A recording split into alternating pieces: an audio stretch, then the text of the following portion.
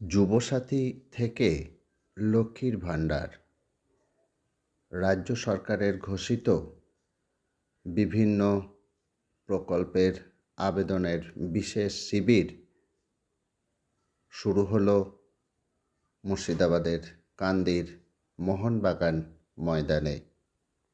রবিবার এই শিবিরের আনুষ্ঠানিক উদ্বোধন করেন জেলার জেলাশাসক। আসুন দেখে নেবেন বিস্তারিত আমাদের অল টাইম এমএসডি নিউজের পর্দায়।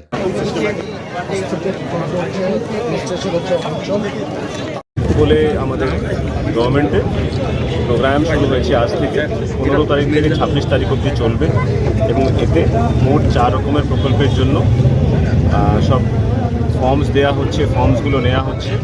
এখানে আমরা দেখতে পাচ্ছি যুবসাথী এবং ক্ষেত মজুর নিয়ে যে প্রকল্প আছে তাতে অনেক ভিড় হচ্ছে, অনেক চাহিদা আছে মানুষের, এবং তার সাথে সাথে লক্ষ্মী ভাণ্ডারের জন্য যারা আবেদন করতে পারেননি বা নতুন করে 25 বছর যারা ক্রস করেছেন তাদের জন্য ফর্মস দেওয়া হচ্ছে, ফর্মসগুলো নেওয়া হবে এবং মাইনর ইরিগেশন স্কিমসেরও যে আছে অ্যাওয়ারনেস করা হচ্ছে। আমরা দেখতে পাচ্ছি খুব ভালো ফুটফল এবং কান্দি মিউনিসিপ্যালিটি, কান্দি ব্লক থেকে খুব ভালো আয়োজন করা হয়েছে। আমি পুরো টিমকে ধন্যবাদ জানাচ্ছি। 25 বসে কাজ করুন, সবাই বসে যাও।